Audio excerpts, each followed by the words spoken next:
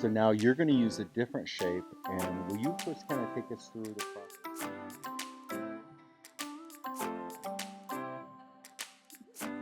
Sue's back, and she's making me wear pants. She said stretchy pants. Are you ever not going to do the stretchy pants while I'm here? I did not. Don't trust But the you thing he wanted says. to. You wanted to. And so I wore jeans for the The second time COVID in look my life. is very I flattering. know it. So I wore jeans, but then to get into my little car, I felt like Barbie legs. You know, it was like, and then it was like I'd start to get in, and my head would hit the thing, and my head would, and I could barely get in my car wearing pants. Some So days you just can't bend. I get now, I will never go to Walmart and make fun of anybody in stretchy pants ever again You will. because I will live in stretchy pants for the rest of my life. It's momentary. I wonder if we could find denim stretchy pants.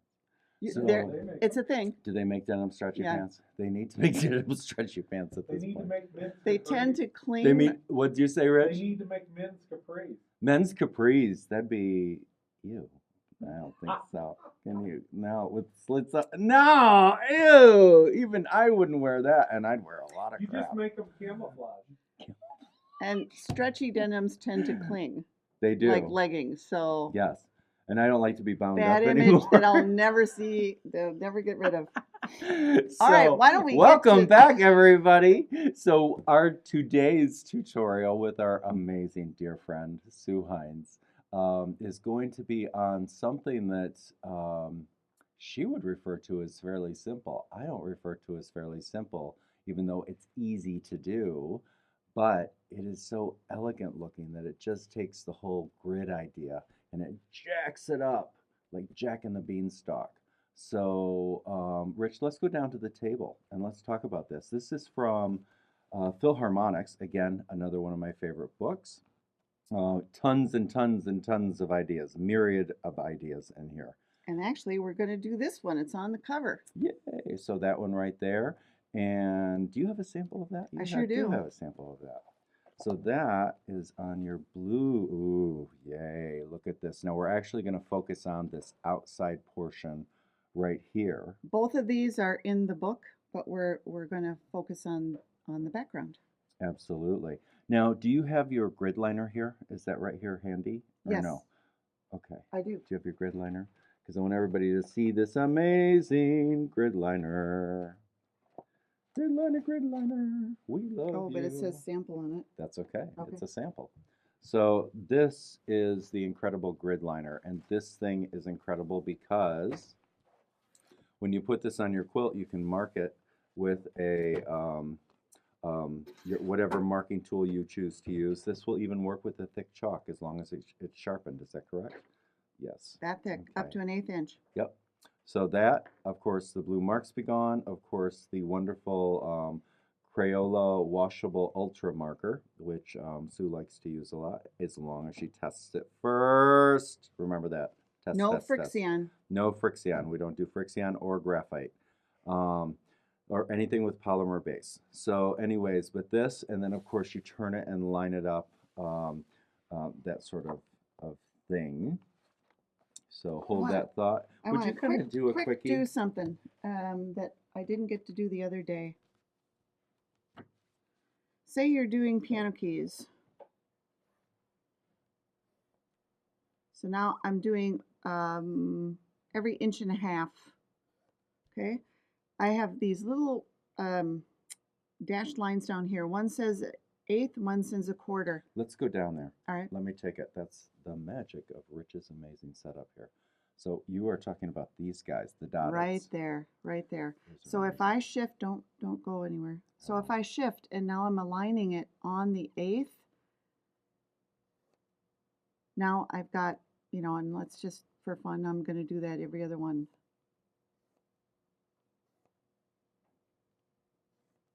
And now maybe I'll shift it over to the 1/4.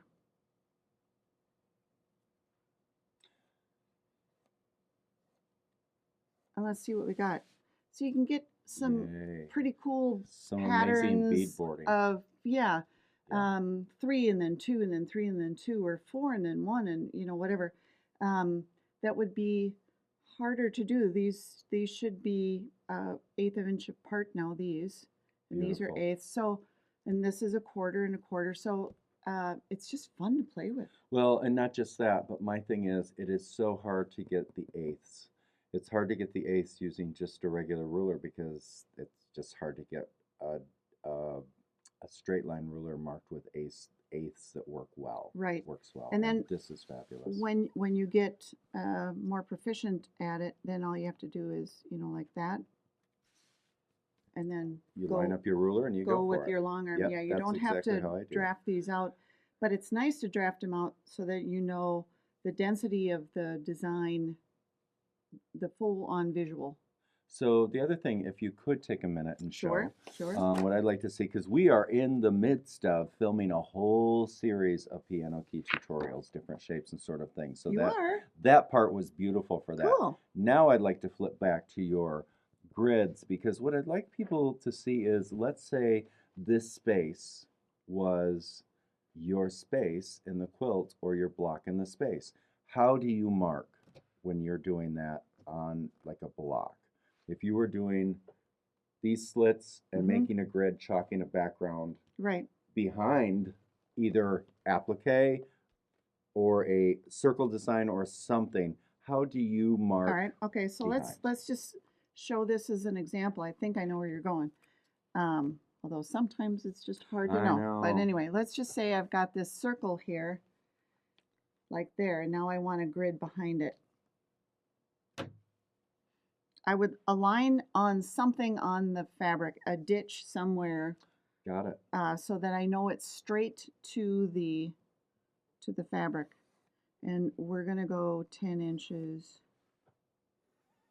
Thank you. And it's just pretty much that simple. I'm doing a 1 inch and I keep on going. Then I'd flip. And now I can align this. This grid liner has both XY lines. So I have a line here, but I also have cross lines. Oh, they're marked. I get it. I've never noticed that before. That was awesome. something that's missing out Yep. of, this was born of my frustrations with Yep. other tools. Makes total sense. So now I can align one of these lines onto a previously marked line, and then I know Fabulous. I am on. That one got a little off, but I'm going to go with these because I Second bobbled on one's that one, perfect, yeah. yep. So now I'll just mark across, and whenever I hit The thing, area, the then you applique, just, the circle, yeah, the quilted, whatever. right. Yep. and I'd have that. Now, Love it. other people have said, so how do you do a grid behind a leaf or an applique or something like that? It's all about faking it. Would you agree? I would absolutely agree. So let's just say I'm just doing a straight continuous curve. And by the way, this is very hard, especially on a long arm. Stop on a dime, start, stop on a dime, change direction. This is so much easier to just go down and back up. So if you do it the other way, it's a nice rhythm. I do it the other way. I'd But recommend. this is a nice rhythm. All right, I so like now it. I'm here, and I just have to fake. How far out would I go if my point was here? Ride this line up. It's all about kind of a head fake. Love it. And then ride this down.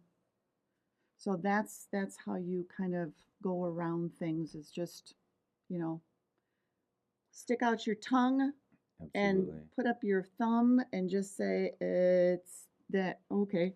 Well, and for OCDers, all they would have to do is, because we're using chalk or a marking tool, even if they have this quilted or this was applique, they could still mark that grid there so they could have a visual of where it would go. That's true. And That's they could very true. chalk that. Yep. And then that way they know where to end exactly if they wanted to be that OCD. I totally agree. Yep. I love that. Well, thank you so much for that little extra. I didn't mean to throw that at you, but again, another reason why I love that tool. Be very careful with it though. It's only 1/8 inch acrylic, so it's sturdy, but it's brittle, Got it. if that makes sense. That makes sense, as with many of our tools. All right, so now we want to do this circle dance here, this background. Yummy. So what I would what I start off with first is you have to mark the grid, just the same as what we just did on that little demo. So these would all be all chalked is my generic name for anything a removable mark. So if you purple air erase or you blue washout or whatever you do, that would be there. Right. Right. So now I've got that. I'm just going to change this. This is still a 90-degree grid. It's just You're tilting it for comfort for drawing. there you go. Yeah. So most of the designs run through these intersections here, like I just demonstrated. For circle dance, actually, there's one more thing that I want you to mark in. So I'm chalking now. I'm just chalking circles at every intersection. I was wondering if I should make this smaller, but I'm going the full meal deal here. So these would be half circles here.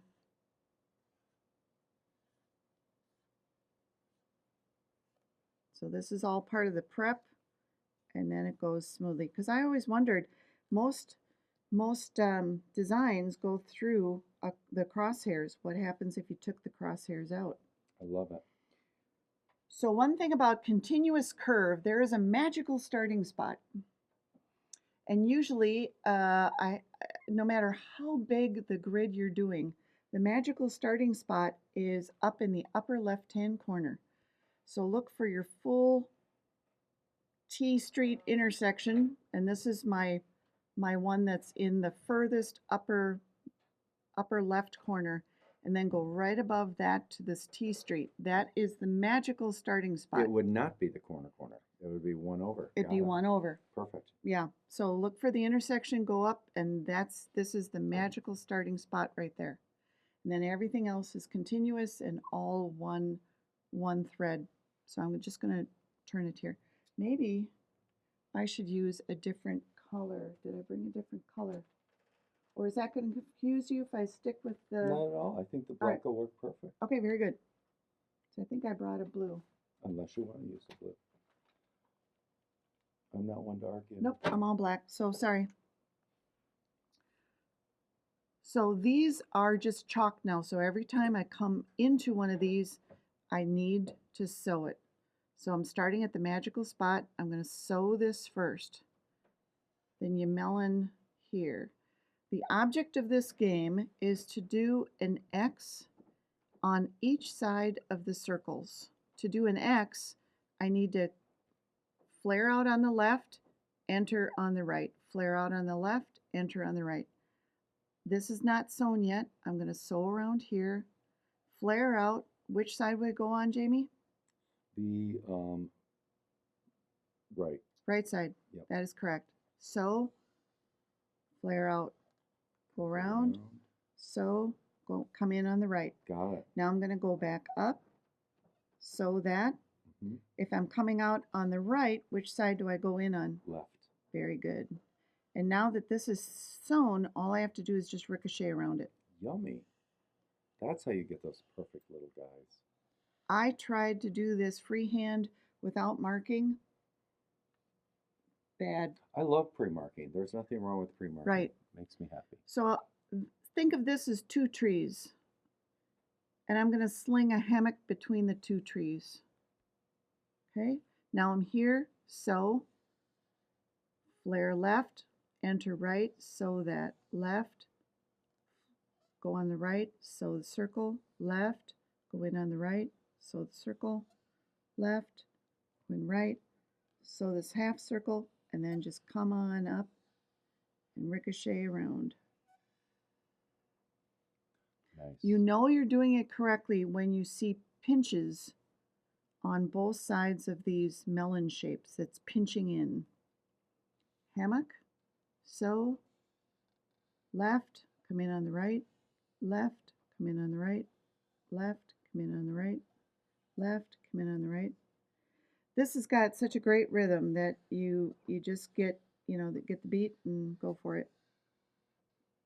All right, hammock over to the corner, so the corner, hammock down. Now I'm ready for the cross rows. So this is, I do go up, sneak under, go up, sneak under, go up, sneak under, go up, sneak under. Ooh, you're easy now. I mean, that work. I mean, that just goes. You don't have to worry about the Yep. circles. You don't have to worry about any of that. And It's just traveling. reminder, do not use a very thick thread on this design. Go with your isocord 60 weight something, because there's a lot of thread buildup on each of these circles. So now I'm gonna, there's my first cross that I did. Well, actually, all of these are crosses. I just didn't point it out. Go up, come on down, go up and over, come on down, go up and over, come on down. And you just keep going. And that's awesome. the entire design. You want me to finish it? I would like you to finish it There if you don't go. mind. Hammock down. So, come on up, sneak under, come on up, sneak under, come on up, sneak under, up. So this one, you know you're correct if when you launch you see an X. Come on over the top, down, over the top, down, over the top. Hammock to the next one. So, up, sneak under, up, sneak under.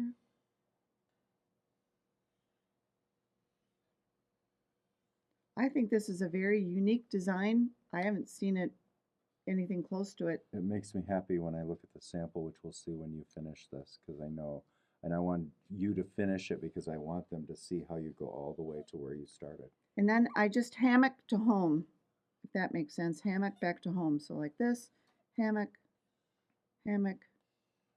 So each one of these circles and half circles gets sewn many times and done. Excellent. Excellent. Excellent. And then here is the sew out again. Wonderful. Oh, I love that. Look And at the this and is- see how now this is 40 weight.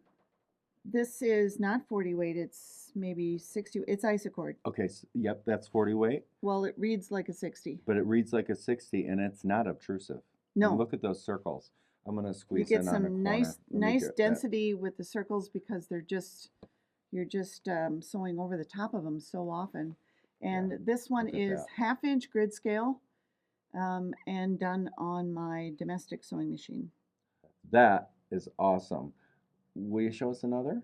Absolutely, I'm so excited to show you this one, this next one, because you almost already know it.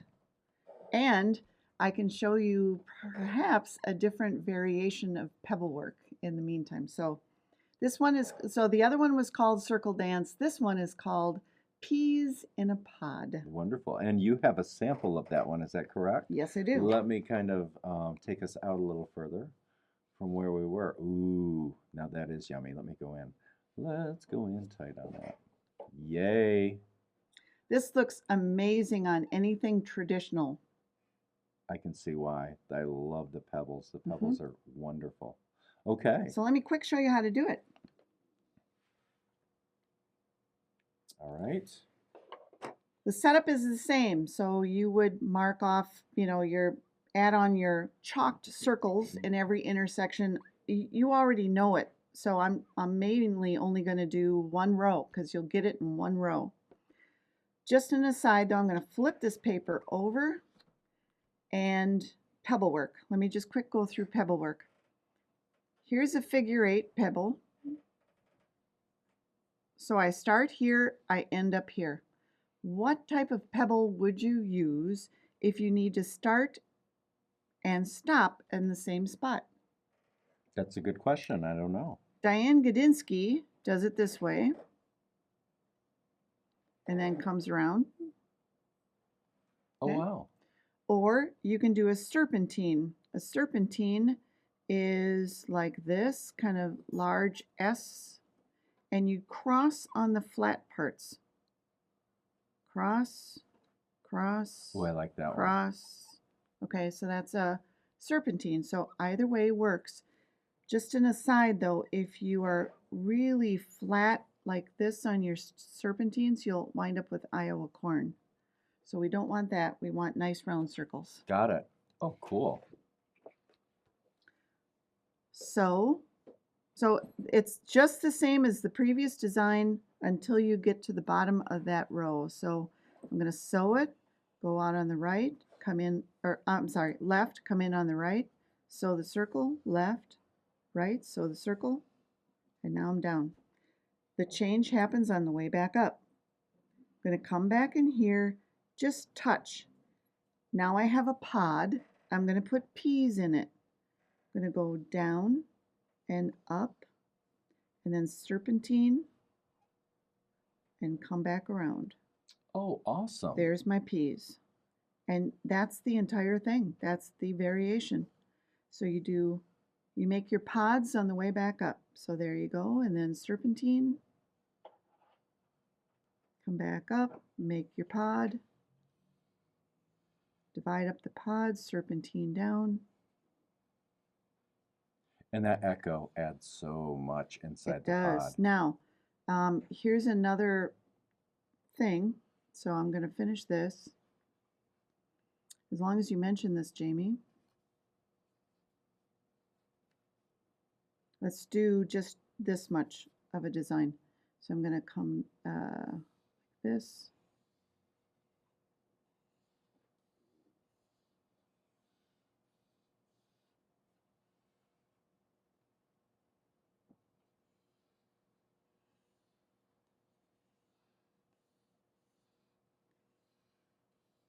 Totally different look. It sure is. And then let me just do one here so you get a cross piece. Love it. Nice, nice options. Yeah, so that's that one, and it looks so much harder than it actually is, which we want to have. We want people to think we slaved over these things, and whew, Yep, we do. took a year out of my life just doing that, but I'll be fine. I'll be fine. But you are such a good customer or whatever that I'll do it for you, you know. Wow. But anyway, it's very straightforward, and again, you can find these in this book. Yes, indeed. And again, I know that if they saw the coffee with Jamie, they saw a little bit of a flip through. Will you just kind of give us a little flip through down I'll on the give you a table? flip. Just a little flip I through. could make such Just a for pun like and joke 20 out of that, but seconds. I'm not going to go there. Oh, and you get the masters to practice all that. I mean, there's so much going on in this Oops. book. Oops, oops, oops. So much going on. I'll go the front way. Oh, yay. So it has both edge to edge and grid work. Oh, look at that. Look at that. This is delicious. Thank you. And it's a whole meal. So now we are getting ready to do another incredible design that I requested because I fell in love with it when I saw the quilt out sample. And it is from the wonderful Caffeinated book, which is Caffeinated Quilting. If we go down on the table, Caffeinated Quilting, over 65 energy-infused designs to intrigue, delight, and inspire. And I have to tell you, this is fantastic. It has so many wonderful ideas and jumping off points for you to take and do amazing, amazing work. I mean, these things go on forever. Now, I am in love with this mocha swirl. I am too. Yeah, that's just totally fun. And I think what I love about it is the fact that it's not just one thing, it's many things. You have that favorite pebble design, which I absolutely love. We used that on something else in one of our tutorials. We did.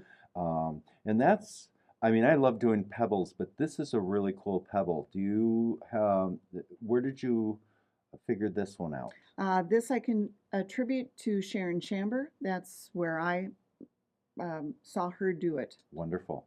Wonderful. I absolutely love that. I think that's amazing. And then I also love the secondary designs every other one. So it's not one straight design. You have a combination of different things. And the drawing is incredible, but the quilt out is amazing as well. And I always want to keep reminding everybody, you know, people, when they see the round designs, they're like, but how many circles do I ever do? Well, first of all, you got to remember circles fit in squares, and that is incredible. And frankly, even in hexagons, if you have a hexagon, you can do a double circle design to fill that up in a hexagon. So there are so many ways. Just elongate either these points to fill you know, if you've got an odd shape or the opposite. Right. And I bet they would fit in because I love my hexagons. I love my Octagon. octagons. I love all the different shapes. And I bet these would just marry well to just about any shape you would want to put them in. Okay, but right now we're going to work in circles. So take us home, my dear Sue. All right, so this design I've already pre-marked on this, I call it a slick. And let's see, it is 4 concentric circles that are divided into 24 segments. So the 24, again, I got off of my wonderful tools. In this case, it's my tri-liner. It's got a mark for 24, and you know how that works already. So now I have this. First thing I start to do is pebble. And I can use that, but you know I'm going to do coffee beans on this one. So this is my coffee bean. You don't have to do every bean is a coffee bean, but just switch it around. Love it. And what you're trying to do is wind up here along one of these spokes. So again, this is my hack for not having a circular ruler to use. I'm just going to fill in with pebble work.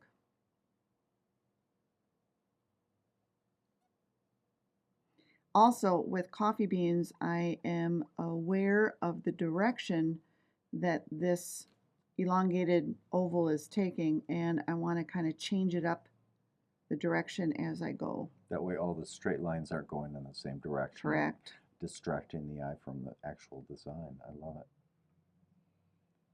This is kind of a thicker marker for this, so some look like blobs, but hopefully you get the drift. All right, so I'm coming up on where I want to be. So again, to rotate these, you just keep on going around the pebble until you've got the angle that you're looking for. And there, now I'm ready to go. So you always kind of want to end up at noonish? For me, that's what I do. Yep. But you can end up anywhere along these spokes.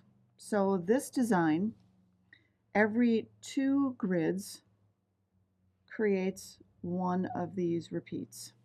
So I'll start first with my leaf shape. So that's like this, come down to a point.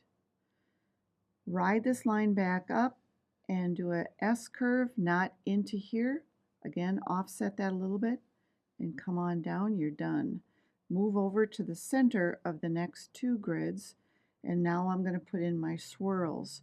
The swirl has to be this width so everything is cohesive and hangs together. So here we go. The concentric circles are just my alignment lines. Come on up top. Now I'm going to rotate the direction here. So I stop and go this direction, ending in a point.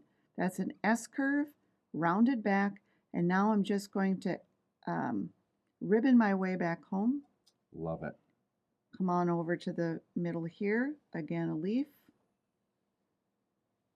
S curve up, echo back down, rotate again to the next one.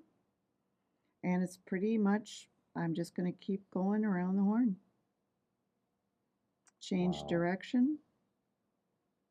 And with an S curve, rounded back, ribbon my way back down. And I love the direction change. Once you practice that, like about for 10 minutes, it just feels so cool. And it adds visually such a nice look to those swirls. I agree. I agree. So keep going, or you basically have it. And what's nice about circles is it just, keeps on going around. And because it's a gridded circle, this is so cool. I don't have to worry about, oh my gosh, will it be a circle when I'm all done? It will be. Will everything be evenly spaced? Of course, because it's all gridded out. Fantastic. Just like here. Yeah. Works perfect. I love So it. they're really kind of hack designs. Well, I'm making something look hard, but it's really kind of straightforward. that's pretty awesome. And a hack design then is pretty cool. So we'll take hack any day if it looks like this. All right. Well, again, thank you so much for that amazing tutorial. As I keep saying, every time you show us something a little bit more amazing, and every one of these seem to be more amazing. Thank I you. love you so much. As always, thank you everybody for joining us. Take care of yourself, take care of each other, and we will see you down the road.